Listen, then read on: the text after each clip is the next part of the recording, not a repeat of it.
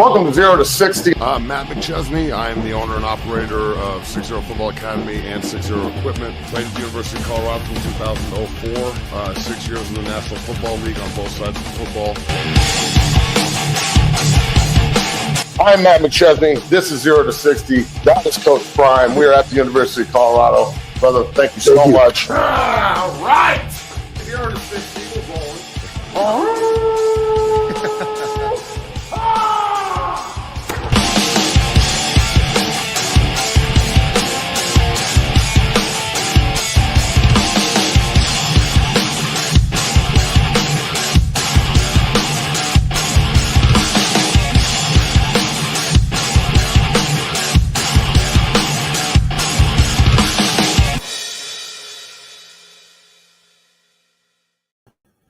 Welcome to 0 to 60. Happy Thursday to everybody out there. I'm your host, Matt McChesney. Bailey's on the ones and the twos. We have a lot to talk about here today on today's show. Mason Crosby, the great Mason Crosby, best kicker in Colorado history and one of the best kickers in NFL history, Super Bowl champion, joins the show here in about 10 minutes. We'll have him on for about 20. Anybody in the comment that has any questions, please don't hesitate to ask when Mason's on. Try and have some fun with the 9-iron and move on. So, Bailey, let's pay some bills. Let's roll. Matt, happy Thursday. Lots to talk about today. How you doing? How you feeling? Good, man. Good day. Good. Man, we'll react to Shane Gillis and his ESPYs monologue at some point today. But, Matt, I wanted to start the show off today. On3 Sports put out a interesting kind of list here. Biggest spenders in college football, Matt. And I kind of wanted to break it down and get your reaction here. Coming at the top is Texas, followed by Texas Tech and Coach McGuire down there, Ohio State, Oregon, A&M, Miami, kind of names we expect going down the list here, Matt. But kind of seeing this list, seeing Texas Tech at the top, we kind of discussed them kind of spending a lot of money here. I think I have a top 5 transfer portal class as well, Matt. What are your reactions to this list? It's not surprising that all those teams are ranked other than Texas Tech, and they're going to be. This is what college football is. If you want the talent, you have to pay for it. That's the way it works. On top of that,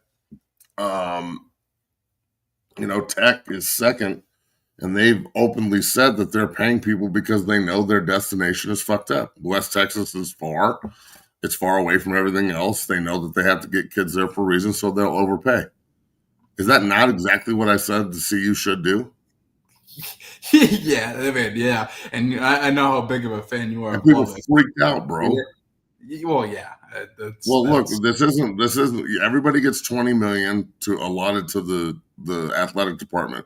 That's not what this is. This is extra. This is NIL that they help the kids find, and so on and so forth. This is what they have set up outside of the $20 million allotment. So, yeah.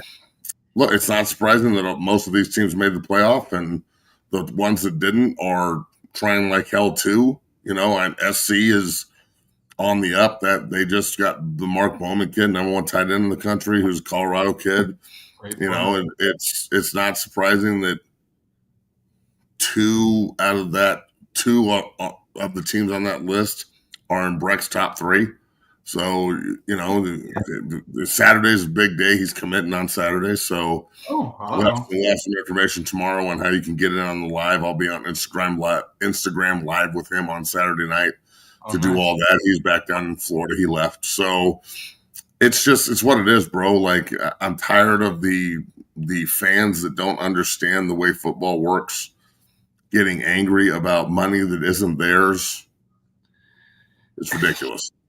Matt, I had a managing editor of Kane Sports. His name's Matt Shadell, and we talked Miami Hurricanes football. And I had mentioned that Miami – the NCAA has no rules anymore when it comes to this. Yeah. Yeah, that's true, Matt. I briefly – I didn't even say numbers or anything. I just said that Miami paid Carson Beck a lot of money to come to South Beach and play for the Canes. And I got several Miami's fans in the comments being like, don't pocket watch. You don't know what he's getting paid, whatever. And then the report comes out about how much they're paying him. And it's up like to $5 million. Yeah, I'm like, that's a lot of money, isn't it? Am I tripping? It's a ton of money for his sorry ass. He's terrible. So I just, to your point, college football fans that don't really grasp. Well, it's football in general, bro. That I've been saying this for years, just nobody wants to listen. It's business. Mm-hmm. It's business when you buy a ticket. It's business when you buy a hot dog. It's business when you buy a beer. It's business when you buy a jersey. It's business when you play the video game. You think it's some amateur fucking college athletes need to donate their time for a scholarship. And don't get me wrong, my scholarship was awesome. I loved going to school for free, but it was earned. Don't sit here and tell me that it wasn't fucking earned. Oh, yeah. So, the amount of money that my class alone brought in the 2000 recruiting class at CU, that group played in 3 of 5 Big 12 titles and major bowl games. You're bringing in fucking dough back in the day. You know what I'm saying? Oh, yeah. Like those teams would have been playoff teams. In the 12-team playoff, we would have been in the playoffs twice out of the 5 years I was there. Yeah. Oh, yeah. You did. So it's a business, and people need to get over this like fascination that they have with amateurism. It's over, and it's never going back, and it shouldn't. And you know what? I'm glad. I'm glad my guys are getting paid hand over foot. I think it's ridiculous when coaches are like, "Oh, well, the kids are chasing money, and that's not what we do here." Sarkeesian in Texas saying that again, dude. All the coaches that are going down this way, now you're starting to sound like a bunch of fucking idiots. I mean, come on, dog. Come on. Everyone's getting paid. The best players on your team are getting broke off millions of dollars. They're going to go to the NFL, maybe make less. That's like Shador is this year, making less. This is what it is. It's supposed to be a good thing. All the fans need to calm down and stop getting upset about other people's money that you're never going to see anyway, you broke motherfucker. Next. Let's stick on our conversation in college here. And the Big 12 or the Big 10 will not back off its preferred college football playoff format here, guaranteeing the league 4 automatic qualifiers unless the SEC decides to add a 9th conference game. Matt, I'm a fan of this. How do you feel about it? I think both should happen. The SEC should man up and add a 9th conference game, and the Big 10 should man up, or the Big 10 should have 4 people in, and they should go to 14 teams. And then this won't be an issue anymore. Look, I want the best teams in. I don't necessarily care if you win Conference USA or like or the Mountain West. Like last year, I'm glad that Boise had a great year and won the Mountain West. They lost in their opening round playoff game. I'm glad Arizona State had a great year and won the Big 12. They lost their opening round playoff game. And I get it. They're playing better teams. But those teams played the week before because they didn't win their conferences. You know what I'm saying? It's almost like last year was almost a curse to win your conference because you had to sit and watch. I don't know if the bye week is as good for college guys. You know what I'm saying? So, look, it's never going to be fair. And I'm not talking about fair like everybody's feelings are intact fair. I'm talking about just like fair on the field of play. It's never going to be fair in that regard because the SEC and the Big 10 are better conferences. We in the Big 12 and the ACC and the other conferences should be happy that they are allowing us 1 or 2 spots, because sooner or later, how much you want to bet that they'll come to the table and be like, fuck these other conferences. They never give them 10 years of data and how many times the ACC and the Big 12 actually get out of the first round, second round, and make it into like the finals. And then I guarantee you they come back to the table and say, we don't want these sorry-ass conferences in the playoff anymore. We're going to take 7 SEC schools and 7 Big 10 schools, and we're going to play a fucking conference tournament at the end of the year to see who the natty is. I think this is really interesting and fascinating because last year, Matt, I think you hit it on, like, you said it great. Boise getting automatic bid really frustrated me because I hated us sitting here pretending that Mountain West competition was equal to SEC. That's what bothered me. I also thought Oregon got screwed by the seeding. Having to either play Tennessee or Ohio State when you're the number 1 team in the country, I thought that was kind of effed up too, to your point.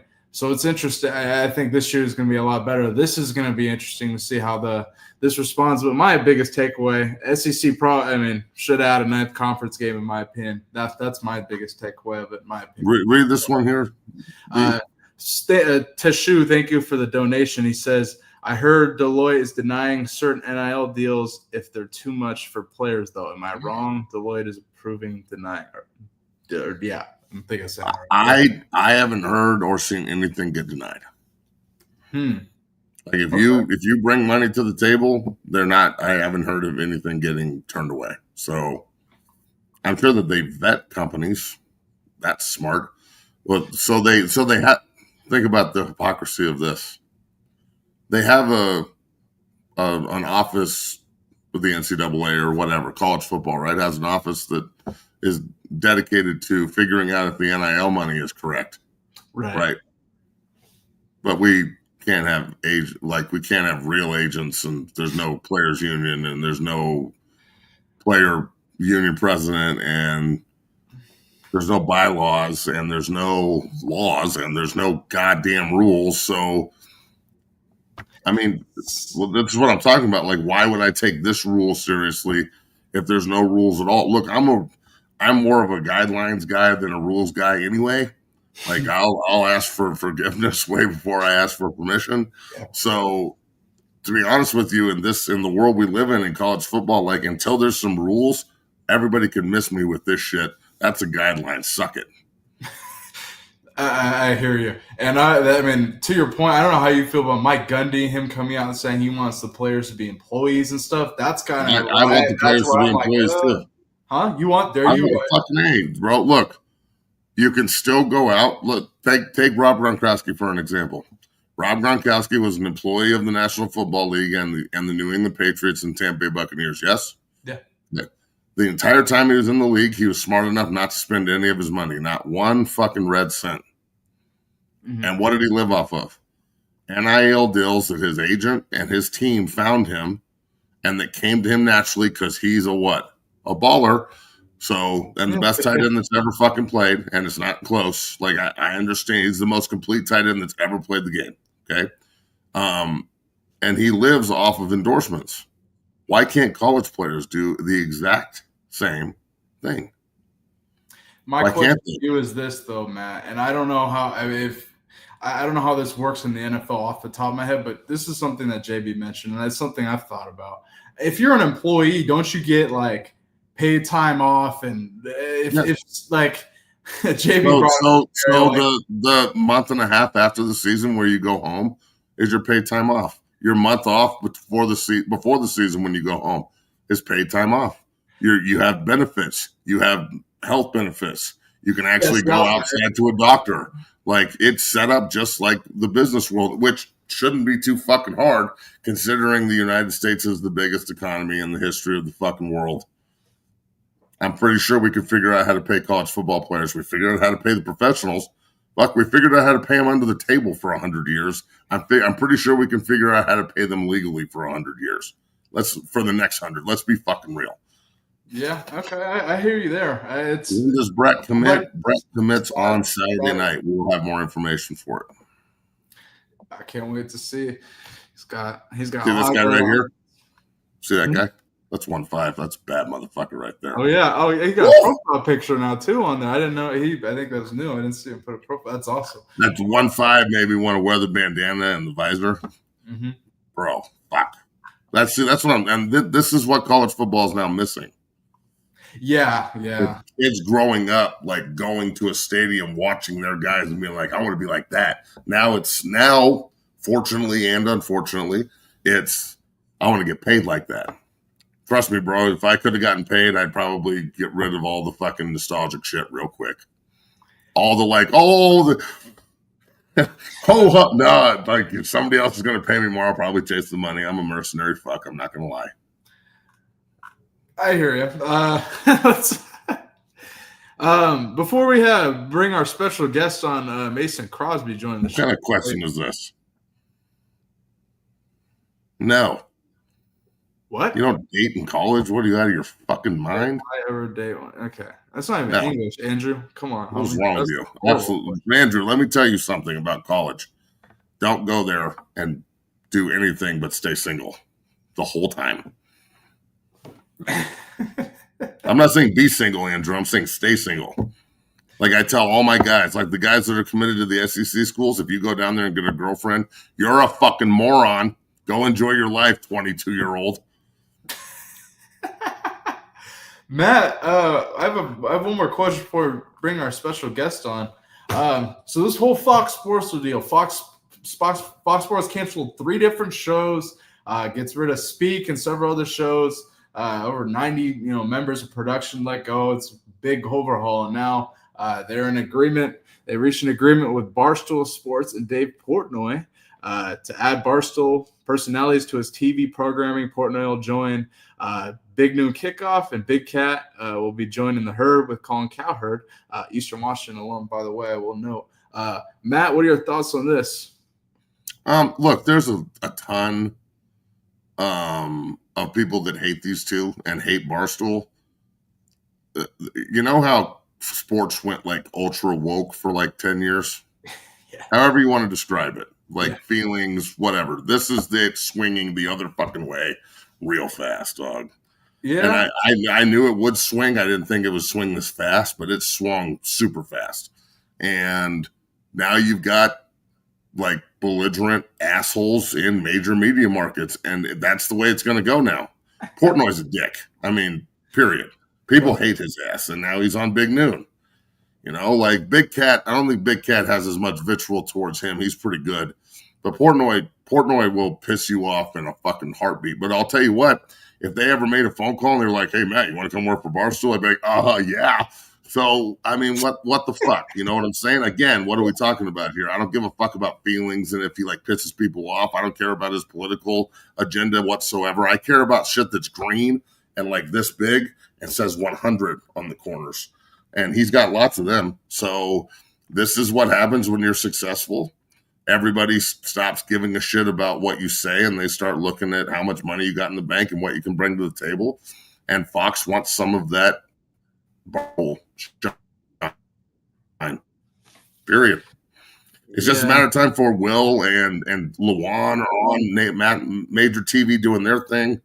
Like it's the major media market people around the country are starting to understand that the social media stuff is really, really real. Oh yeah. And this is Fox trying to keep up with ESPN and McAfee because everybody watches McAfee, Matt. Pat, Everyone's chasing Pat. Yeah, Pat's everywhere, man. And they how long until Pat and all these places realize that they don't need ESPN and Fox and shit at all? That's a good question, and I think it's like that's tough because I think all the networks are leaning towards this. Like I think we're going to see more of this. So if anything, I don't know if they go away, more or less just kind of evolve and change as they have over the years and start adapting to this like Fox has. Now in terms of Portnoy, I don't really care if people don't like him or not. That's people can have their own opinion. I think it'll be entertaining. It'll be something to watch. I really think, Barstool Sports is everywhere. And I think it's a good move for Fox. Well, I like how long until this one right here is the truth. ESPN is a joke. I can't watch it anymore, bro. Like especially now when all it is WNBA highlights. Fucking baseball, like I'd rather kill myself than watch ESPN. Bray and I were trying to watch for 5 minutes this morning, and we just had to turn channel. So, speaking of the WNBA, the fucking joke last night about the 4-time All-Star that's in the crowd. But we're gonna show all these. Fucking God, dude! That shit is so funny, dude. The great joke by Gillis. Why does JB just goes the other way on everything? He doesn't even like Shane Gillis. Matt, we got into a debate about. JB probably thinks like Richard Pryor's still the best comedian ever, huh? That's who we brought up, and that's the not argument between me and him. surprising at all. I love Richard Pryor, but still. I'm not gonna sit and dedicate my time to watch the ESPYs. Like, I don't give a fuck that much. No, I just watch the stuff on social media. I didn't watch the Me ESPYs. too, because I gotta sit and watch them. That. Yeah, JV can like him or not like him all he wants. Our debate wasn't really about that or whether he was funny or not. Our debate was JV compared him to Drewski and said that he's a social media cat and didn't work his way up. I'm a social media cat. Everyone's a social. JB's a social media cat, bro. Like, oh yeah, I don't. Everybody uses it. Sure, but I also know that Shane worked his way up. Going to stand up and work. Going to open mics and whatnot, and working his way up. And so I don't know. I wonder if Shane and JB are going to go at each other like a feud. I wonder if JB is trying to do this just to go get the fucking feud going. You know what I'm saying? Like little Gulf of Tonkin fucking shit, little Vietnam action. A lot of people bomb your own ship. I can only imagine how many DMs he got last night because I know the pushback from the Shane Gillis debate we had last 2 weeks ago. So I kind of laugh at it. I think Shane's hilarious. I thought he did a hell of a job. We'll react to the clips in a second. I mean, Colorado fans ain't gonna like this, man. I don't know how you feel about the Shador joke. That shit cracked me up too. If you can't appreciate comedy and you're that stuck up, bro, you got problems in life, dog. That's just what it is. Matt, as we wait for Mason Crosby, what else is going on? Chiefs made Trey Smith highest paid guard in NFL history. You have any reaction to that? What did he make? $97 million or something? Yes. Yeah, a lot of money. I think well deserved. The next fucking kid that walks in my gym and goes, "I play tight end. I don't want to play offensive line. I'm going to slap."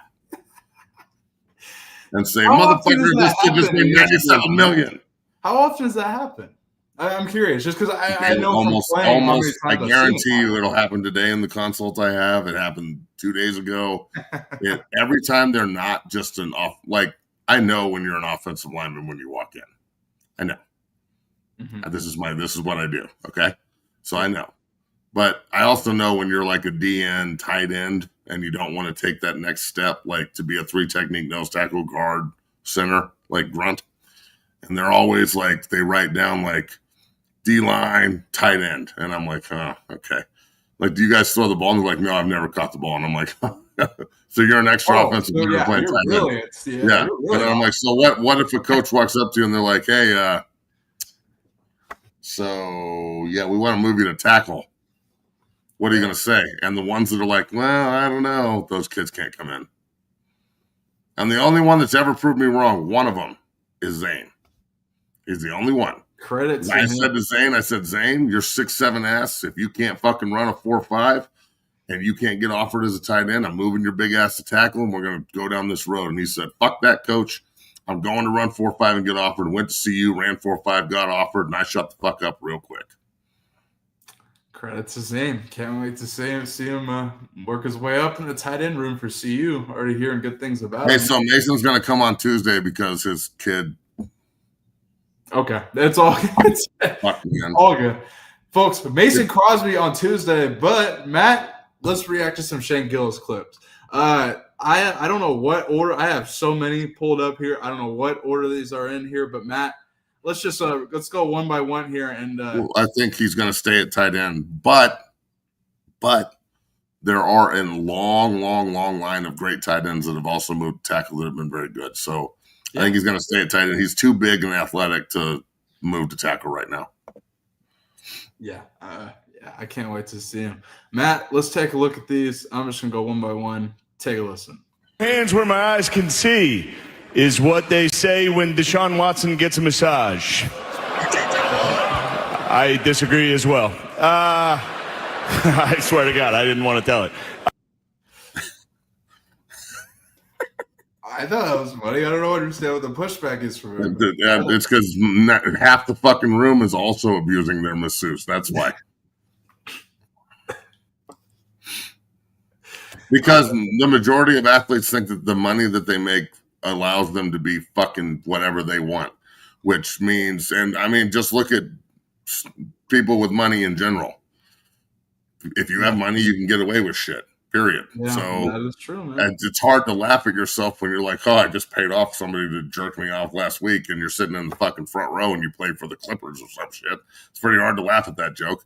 But you and I can laugh at it because, personally, dude, I'm not a huge massage guy. Like, No, I don't know where your fucking hands have been, dog, and I don't know you, and I definitely don't want some dude rubbing on me and shit, and I don't know the chick, and how many other people have been on this fucking table, and are these sheets really clean? Yeah. And what the fuck?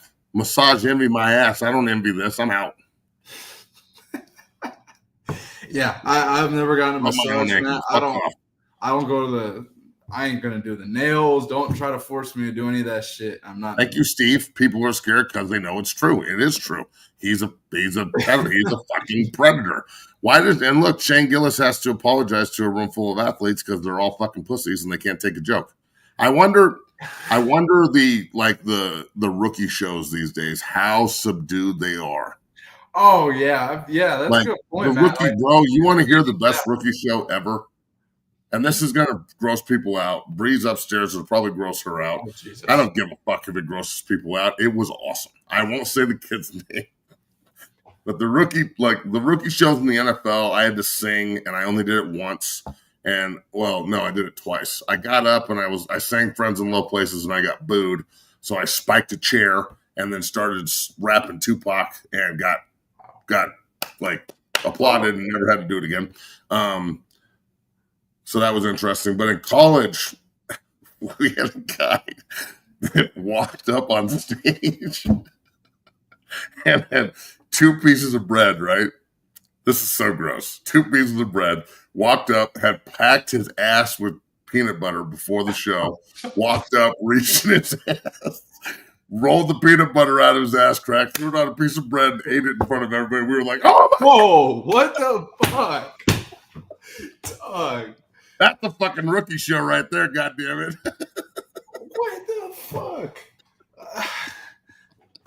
I'm just saying, football was different back in the day. Now we got people painting their nails and getting fucking manicures in the middle of the rookie show. So, in between eating shit and painting your nails, you guys are doing what? I didn't say we. I said him. It was gross, bro. That's horrible. And everybody was like, okay. Rookie show, that's outlawed. No more of that. God damn. Yeah, I mean, wow. All right, or let's go to the next. The head coach is like, you can't make fun of the head coach on the rookie show, and we're all like, yeah, we're gonna see, motherfucker. Don't say that. They just go up there and roast the shit out of him, like Coach Barnett, bro. I love him to death. He's like my father. But every time we played Baylor, every fucking time we played Baylor, okay. He would put on. Have you ever seen that movie, The Edge? Mm-hmm. God, you're such a young movies, but yeah. You start watching movies and reading about the 90s, okay? It was the best era ever. About the 90s, okay. Come on. Right. You're born in 2002, motherfucker, you. The Edge is Anthony Hopkins and Alec Baldwin, and they get stuck in the fucking woods, right? Their plane crashes, and a fucking grizzly bear chases them around for like 2 hours, right? And eats everybody and shit. And they end up killing the bear. So every time we play Baylor, he play clips from the movie and fucking like today we're gonna kill the fucking bear. Go kill the bear. So every time he'd walk by you, we'd just be like, kill the bear. And he'd turn around and be like, who said that? And there'd be like 6 of us. We'd be like all pointing at each other like the Spider-Man meme, like it was him. Yeah. So that was one of them. Or like, whenever you get in trouble smoking, or like, because back in the day it was illegal in communist Boulder. Now do whatever the fuck you want. But back in the day, if you get caught, he would come in and be like, if I knew that Matt McChesney and Clyde Sorrell got caught smoking dope, if that was Clay Barnett, my son, I don't know what I'd do. Oh my God. Oh! And we just fucking roast him on that constantly. Real fun. Wow. Yep. Sounds great, Matt. I gotta come up with something. Mason, fuck me. Let's go to the next Gillis clip here. These are all pretty funny here. We're gonna go in just random order here. Trump wants to stage a UFC fight on the White House lawn. The last time he staged a fight in D.C., Mike Pence almost died. All right. No, you don't have to do that. It was fine. I didn't write it. Actually, there was supposed to be an Epstein joke here, but as it got deleted. Must have probably deleted itself, right? Probably never existed, actually. Let's move on as a country and ignore that. The New York. Let's move on as a country and ignore that. Unbelievable. And Deshaun Watson's like, why can't you move on to the country and forget about what I did? What the fuck? Yeah, literally. Literally. Oh, man, this is pretty funny. I wonder how many athletes are on that list. I don't know. I'm so torn on this. Like, I've thought about this. I'm like, how does that affect my day-to-day life? Like, Hey, hold on a second. I need to annihilate someone real quick. Hey, Matt Stevens. I didn't watch the ESPYs, fucko. I just saw it on social media. I think Shane Gillis is pretty funny. I didn't say he looked sexy, you fucking homo. Yeah, what are you talking about? That's coming from you, homie. You're the one thinking about dick when you jerk off. That ain't me. That's what I sound like? Cool. Put my heart eyes away. Bro. Take a sandpaper dildo and stick it in your fucking ass. Oh, what the fuck man. is that guy talking about? Whatever. Keep going. Let's go to the next one. Hopefully the WNBA jokes come up so we can start talking about that. WNBA All-Star Brittany Hicks is here. Give it up for Brittany, everybody. I'm joking around. That's my friend's wife. I knew none of you knew WNBA players. That's crazy. You clap for that. Who's that? Is that Matt McCusker's wife? Who is that? I don't have a clue. That's Who gives a fucking shit? It's hilarious. I'll tell you. And it's all true. True. Yeah. Like, true. you can try and force feed me the WNBA all you want. I'm not watching. Yeah, I will never watch the WNBA. I'm not watching, dog. I'm sorry. It's not happening. I can go find fucking 8 guys at the YMCA and fuck up the best team in the world. Bad. Real fucking bad.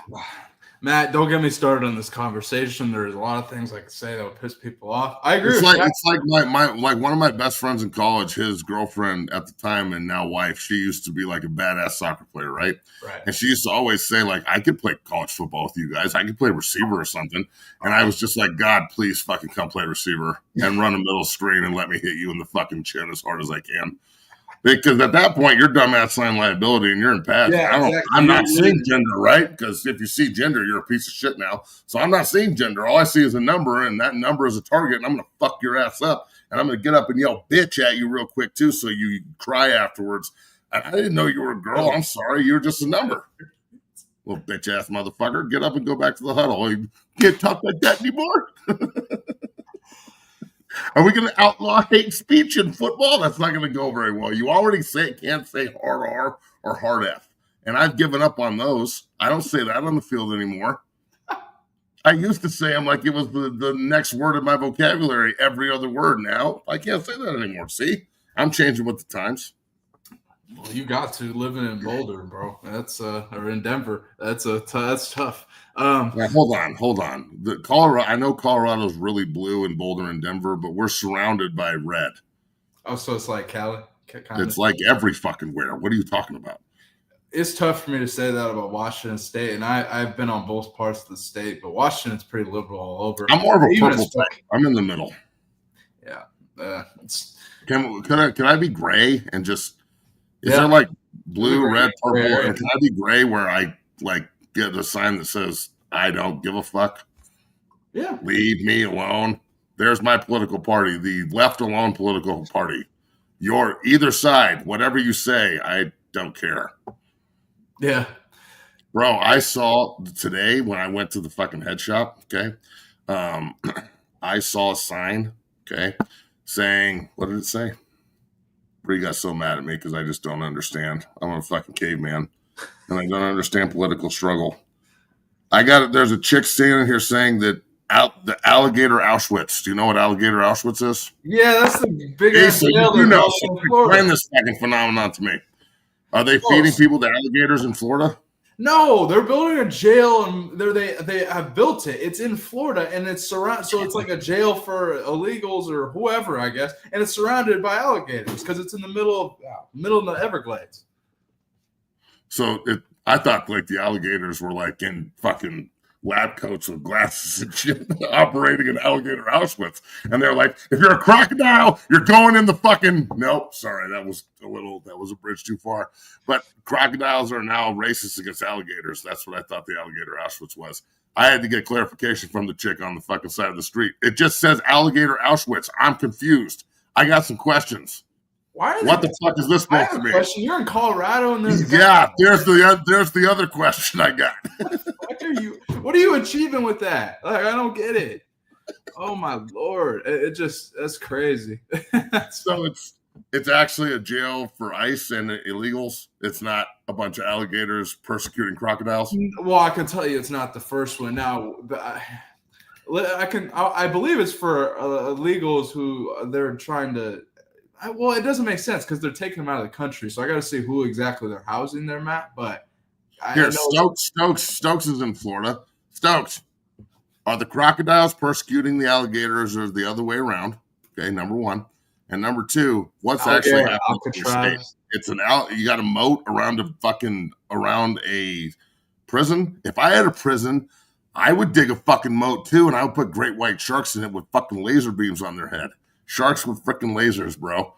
I wonder if that would be like Sharkland Auschwitz. Does this lady understand what Auschwitz was? Two different places. Well, that's kind of why she's doing it. That's and then check this one out. Here's a good question. Matt, can you explain why some CU football players do not get paid? Oh, boy. Here, I can tell you why football players that don't get paid are either really young or not good. Yeah.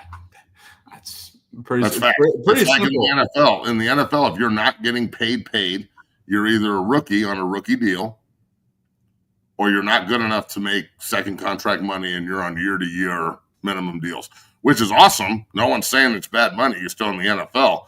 But there's a huge difference between $97 million like Trey Smith got and $970,000, which is what like league minimum is. So yeah, just saying. It's like $96 million difference if you're good. So here's my thing. Be good. And that's the beauty of football. It's a grunt sport. You can actually fucking just work. Yeah. Alligator Alcatraz is to help he said DeSantis is saying it's helping with ICE and helping with the why did she write immigration policy? And this guy's writing Alcatraz. What? Why is it Alcatraz or Auschwitz? They're calling it Alcatraz. The actual kind of nickname is Alligator Alcatraz, but the lady in Boulder, I'm going to take you guys, change it to Auschwitz because that sounds way worse and blah, blah, blah, blah. It surely does. Yeah. Matt, let's go to a couple more Gillis clips here, and then we can talk a little recruiting before we get out of here. Take a listen to this. Hey, Bookie. You tell us to change the topic. What topic do you want? And then you have to pay for it. So super chats and stuff are open. Yeah, that's pretty change the topic. My ass. That's pretty fair game. Yeah, super chats are open, bro. Is what Bill Belichick reads to his girlfriend before. I gotta pull it back from the beginning. A bookie is what Bill Belichick reads to his girlfriend before bedtime.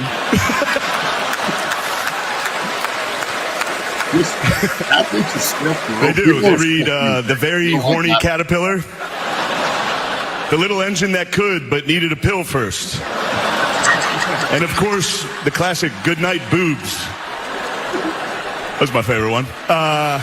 Also, I'm not trashing Bill Belichick. First off, he's 73 years old and he's dating a hot 24-year-old and people are criticizing him. What happened to this country? We used to be a great country. He won 6 Super Bowls. Yeah, he's dating a hot 24-year-old. Maybe if you guys won 6 Super Bowls, you wouldn't be sitting next to a fat, ugly dog wife.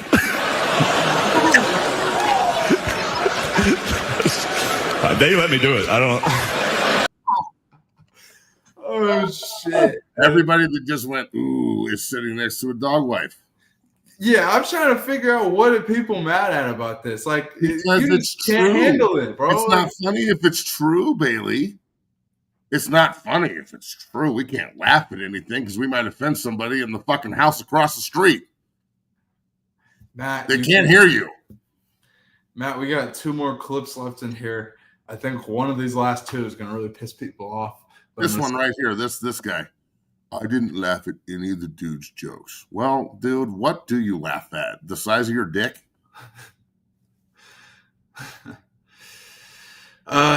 Take a listen to this. Another what is a dog? Here, this is a dog wife. I think a dog wife. What is a dog wife? All right, now I could be wrong because I've never really heard this term, but I can guess. A dog wife, you know, like when puppies are cute when they're young, and then they grow into like slobbering fucking stinky dogs. Well, sometimes when you're like in college and you're an idiot and you fall in love and you're like, I want to get married at 23 years old, and then you wake up at 43 and your wife's fucking 5'4", 300 and looks like Jabba the Hutt. That's a dog wife. And that's cool. That's cool. Man, that's cool. That's cool. Take a listen. I just made fun of dogs and wives, and somebody's going to get mad about that shit. I'm definitely going to have to apologize for that at some point. This episode is going to piss a lot of people off. I've already good fuck, man. I got a tack hammer, okay? How about me, son? Perfect. Take a listen. When Caitlin Clark retires from the WNBA, she's going to work at a Waffle House so she can continue doing what she loves most, fist fighting black women.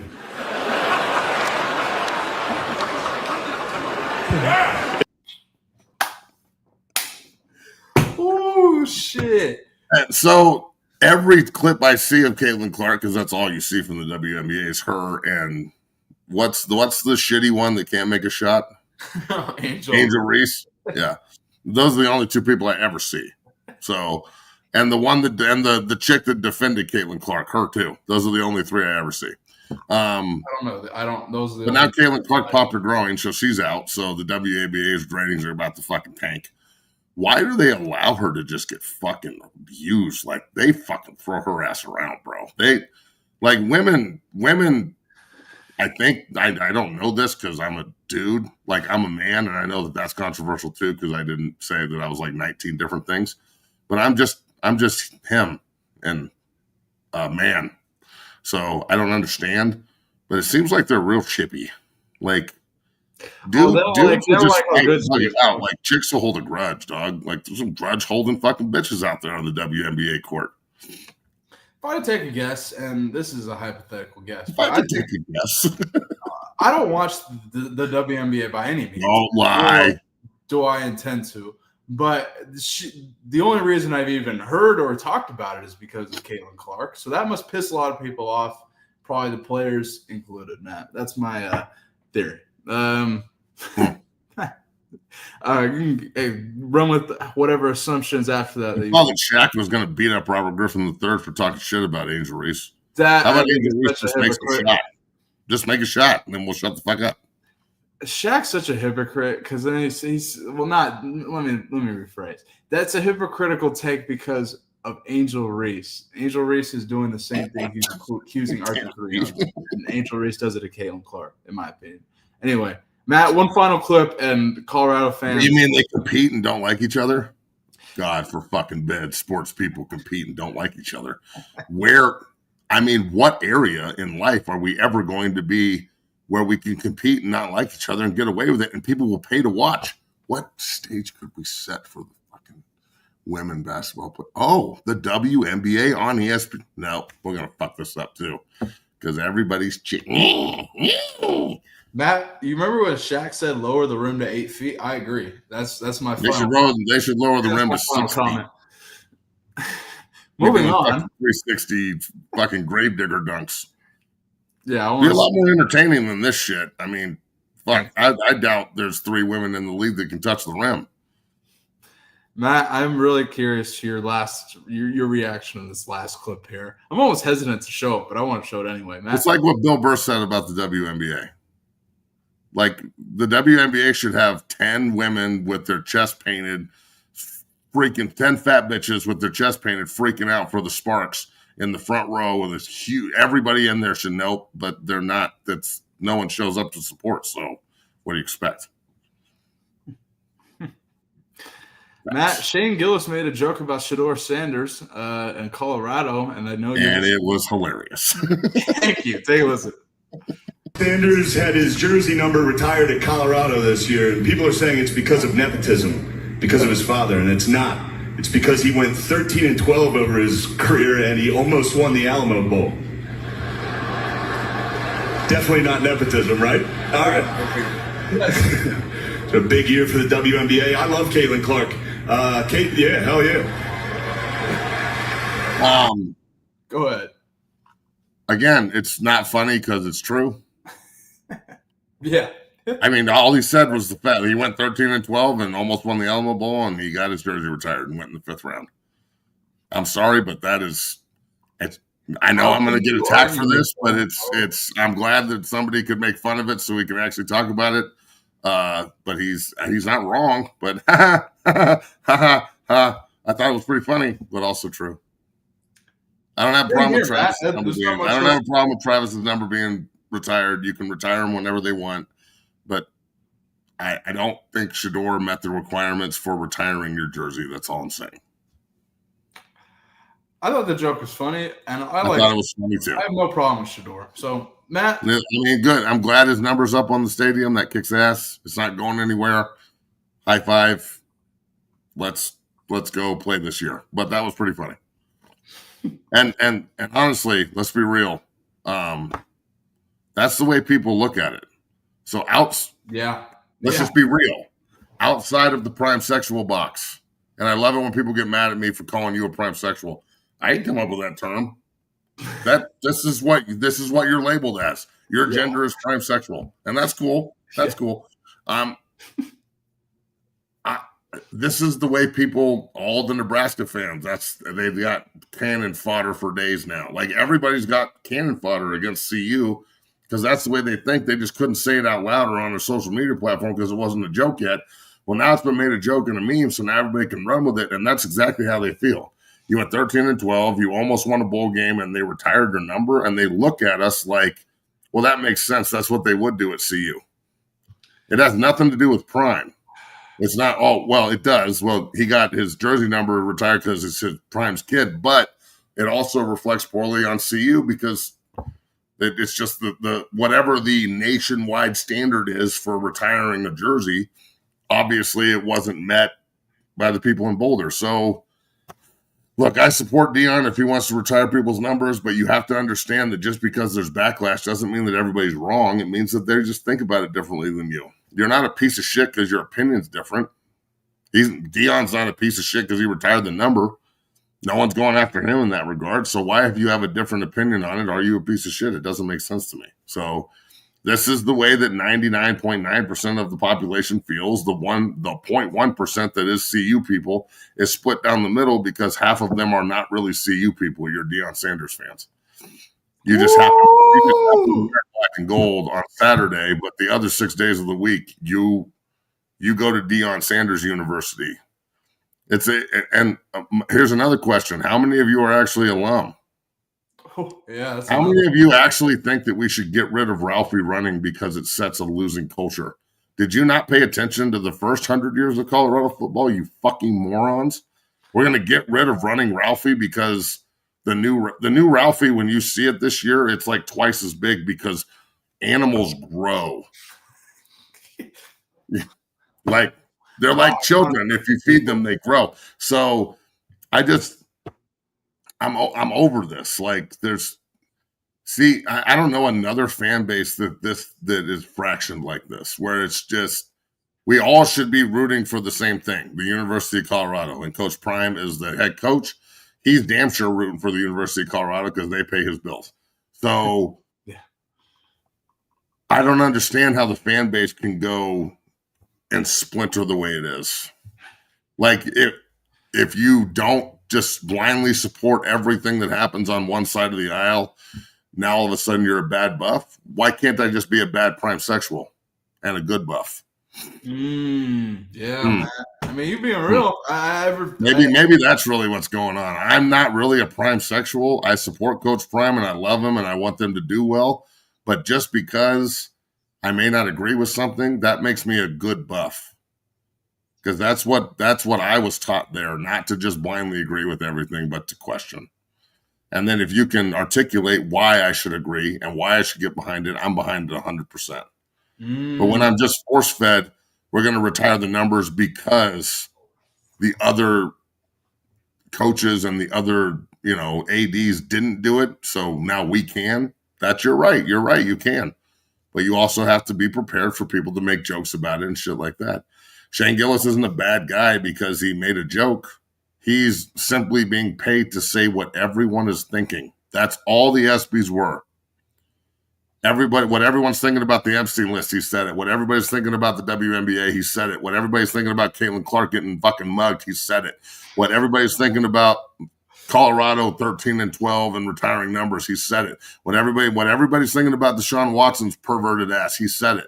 On top of everything else he said that was true. Belichick, he said it. So he's coming out and saying it. And what does he have to say at the end of almost everything he says? And this is how fucked up our society is. What does he have to say? I'm sorry. I'm sorry. Yeah. I'm sorry. It's like the "Are you okay?" conversation. Are you like all day? Are you okay? Are you okay? Are you okay? Yeah, I'm fucking fine. You know what I'm saying? Yeah. Like the fact that he had to say "I'm sorry" so many times after making a joke that he's being paid to make. I'm sorry, but bro, that's fucked up. And I just said I'm sorry, and I'm not even sorry. Well said, Matt. I mean, it's just some of those jokes where I didn't hear laughs, or I'm like, "Oh," people are like, "Oh," I'm like, "Yeah, bro." You guys, again, yes, Shedeur did so much for Colorado. All right, we're going starting next week. We're going to do an all-time Colorado team, and each day we're going to put a new position group up. And we're starting with quarterbacks, and there's 4 of them on my list. And he's definitely on it. You can guess where he's at. We'll talk about it on Monday. But each day we're going to do a new position group. So everybody, if you want to be involved, I'll tell you the position group for the next day, and you can come with it proper on Tuesday. So we'll get Bobby Pesavino's on Monday. We got Vickers on Friday. We'll have Vickers on again next week as well. We'll have Crosby on Tuesday. We'll get all this information out there so you can hear what everybody has to say. But Shedeur did more for this university than maybe anybody. He pulled it out of the depths. But so did Sal Alessi. Mm-hmm. Sal Alessi pulled this place out of the depths of hell, too, at a 1-11 season. So did Darian Hagan. Yes, he did. Come on, man. It's just he's not the first one to do it, and he won't be the last. For sure. So let me ask this question. If Salter wins the Unitas Award this year, and we finish 10-3 and win a bowl game, are you going to retire his number? Oh. Let me ask that question right now. Everybody in the comments, every Prime Sexual, every CU fan, anybody that has the question, just because of what happened with the ESPYs last night and so on and so forth, because now this is being brought back up. If Salter goes out and the Buffs go 10-3, they make the Big 12 title game. I don't know if they win or lose. We'll see. He wins the Johnny Unitas Golden Arm Award. Are you going to retire his number a week after the season's over? Hey, Colorado fans, answer that shit in the comments because I think silence is the answer. Well, that's what is it just cool because I understand Travis, he won the Heisman. Mm-hmm. Yeah, and then also the Prime Sexuals that are coming at me. Do you even know the 4 names that are on that side of the stadium? Have you ever been in Folsom and actually looked at the stadium? Can you tell me right now the 4 names that are on that side of the stadium? I'll wait. I guess it's 5 now with Shedeur and Travis. Who are the other 3? Who are the other 3? You can't tell me because you've never been, dog, and it's not on the video game. I didn't even look on the NCAA.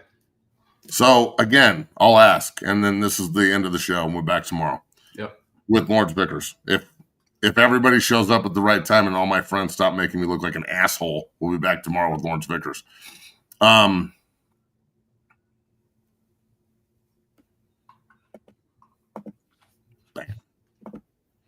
White, Anderson, Romick, and 1-9. So there's 6. Yeah. And then Shedeur and Travis. Travis should be on there. Thank you, Steve. That's my only question. I'll ask it one more time.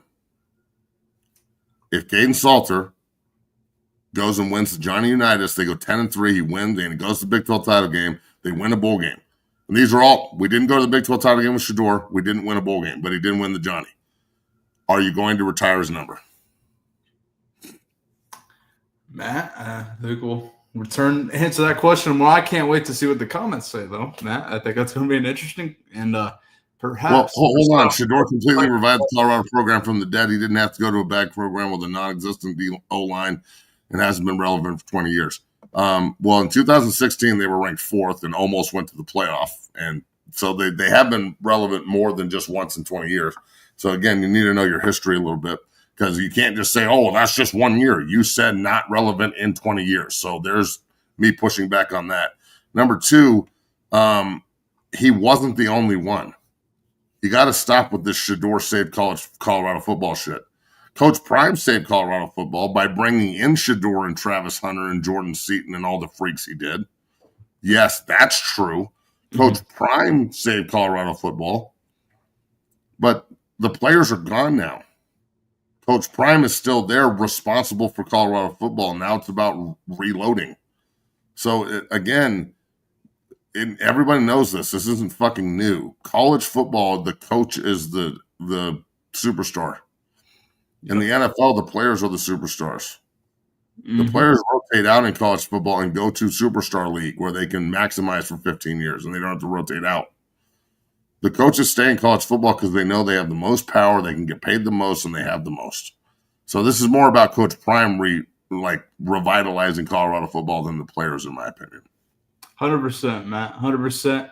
And great show on this fine Thursday, folks. If you're watching, hit that like button, subscribe, become a member. I'll be live here in about five or so minutes here with the beat writer for the Georgia Bulldogs, Mark Weiser, talking all things Georgia football here. Matt will be live tomorrow with Lawrence Vickers, talking all things CU, recruiting, and more. Matt, any closing thoughts? No, have a good day. Hopefully everybody shows up next week. Have a great day, folks. Thanks for watching. Peace.